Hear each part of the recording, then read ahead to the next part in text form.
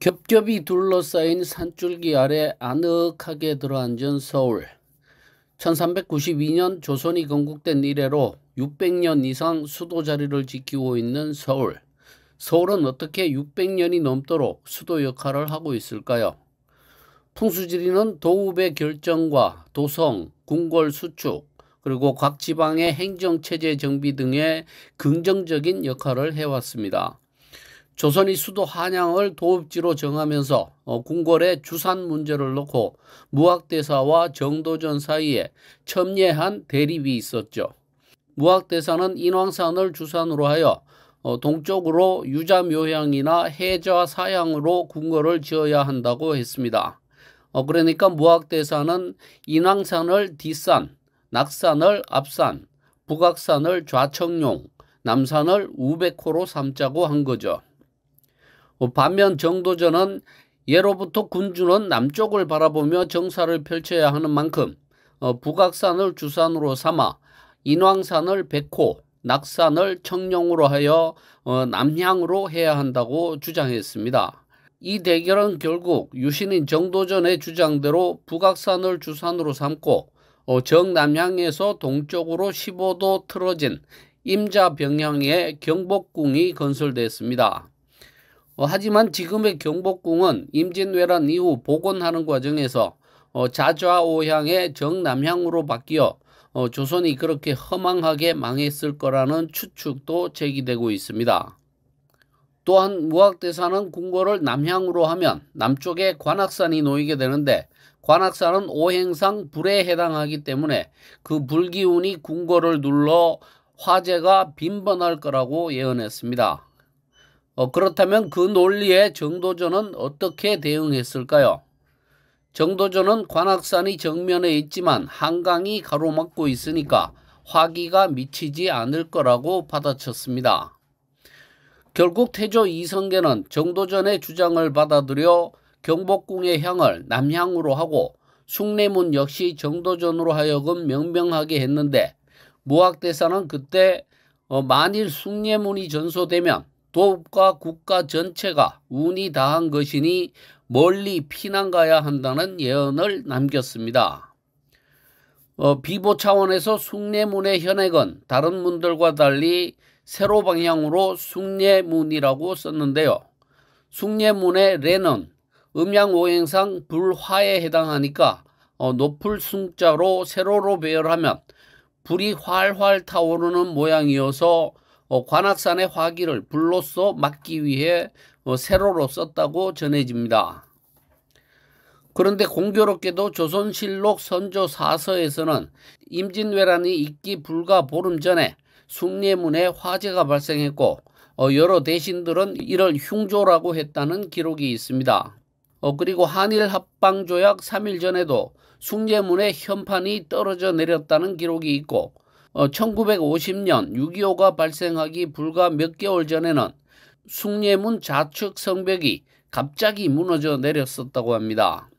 이윽고 태조 7년 1398년에 창건된 숭례문은 일제에 의해 출입이 금지됐다가 2006년 이명박 서울시장이 99년 만에 일반에 개방하게 됐고 2008년 2월 어처구니 없게도 한 70대 남자가 택지 개발에 따른 토지 보상에 불만을 품고 불을 질러 거의 전소된 후 2013년 4월 복원을 마쳤습니다. 무학대사의 예언이 과연 무엇을 암시하고 있는 걸까요?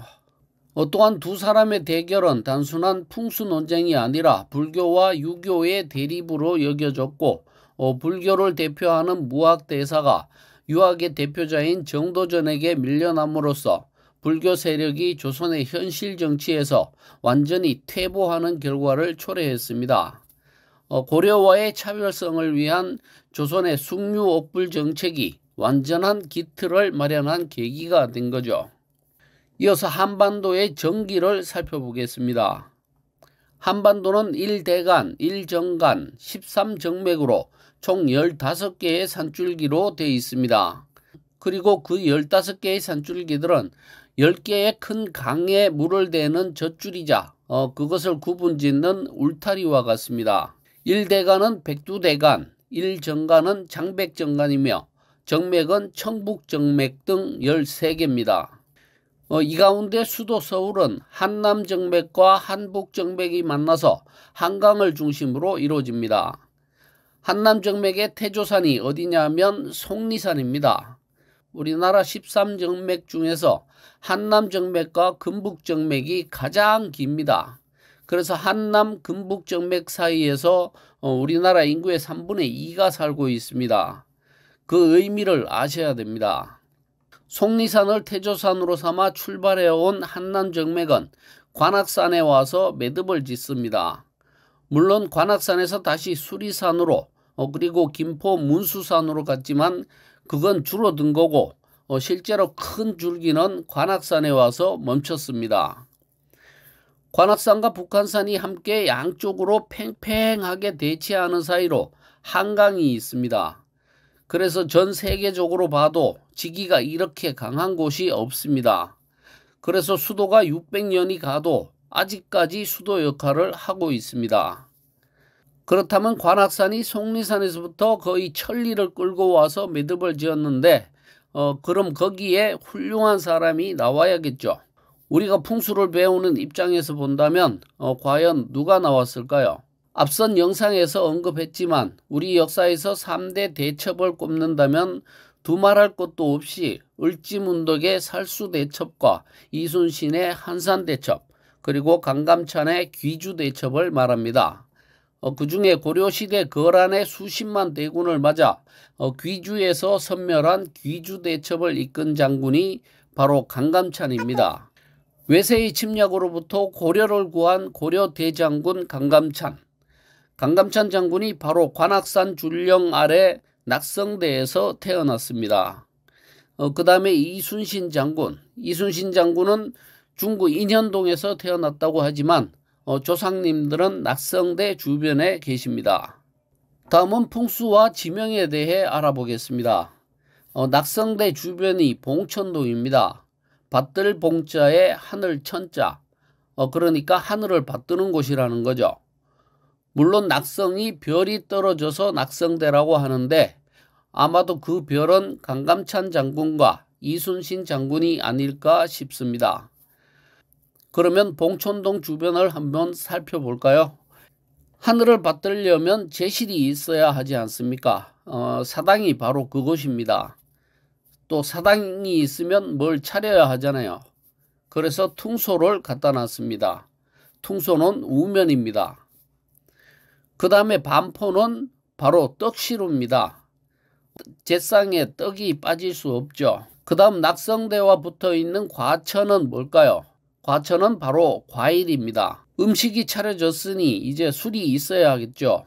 술과 관련된 지명은 어디일까요? 바로 양재입니다. 양재가 어질양자 제주제자를 써서 아주 좋은 술이라는 뜻을 내포하고 있습니다. 실제로 양재동은 어질고 재주 있는 사람이 많이 살았다고 전해집니다. 그만큼 인물이 많이 나왔다는 거죠. 자, 이제 술이 있으니 그 다음에 잔이 있어야 되겠죠. 옛날 술자는 각이 졌습니다. 방배동의 방자는 모방자를 썼습니다. 하지만 세대가 변하면서 중간에 명칭이 바뀐 게 참 많습니다. 애초에 처음에 선사가 이름을 정한 것이 제대로 전해지지 못하고 중간에 바뀌게 된 거죠. 그 다음에 서초는 뭘까요? 바로 향입니다. 향은 원래 풀부터 시작했습니다.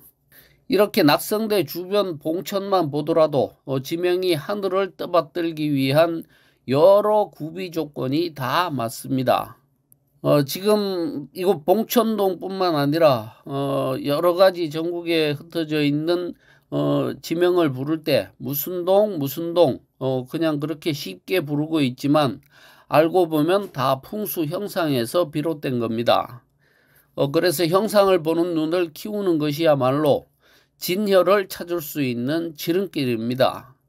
아직은 형상을 보는 눈이 걸음마 단계지만 갈고 닦으면 좀 더 보일 거라는 믿음을 갖고 스승님을 모시고 공부에 매진하고 있습니다. 네, 이번 영상은 여기서 마치겠습니다. 끝까지 시청해 주셔서 감사합니다. 구독과 좋아요는 영상 제작에 큰 힘이 됩니다. 시청해 주셔서 감사합니다.